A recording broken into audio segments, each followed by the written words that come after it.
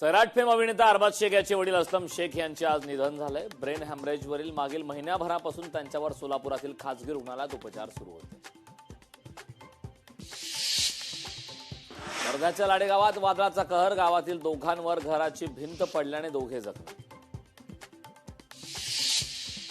दौंडच्या गिरीम हद्दीत अनाधिकृत व बेकायदेशीर वेश्या व्यवसायावर पोलिसांची कारवाई, 6 महिलांची सुटका, व्यवसाय चालवणाऱ्या एकावर गुन्हा दाखल। वर्ध्याच्या समुद्रपूर तालुक्यातील पिपरी मार्गावरील नाल्याला पूर, विद्यार्थी ग्रामस्थ अडकले पुराच्या पाण्यात।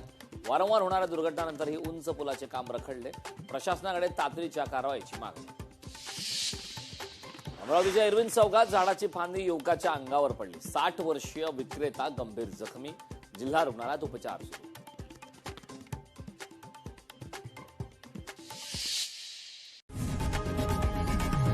लोकशाही मराठी ऐका, पहा, जागरूक रहा।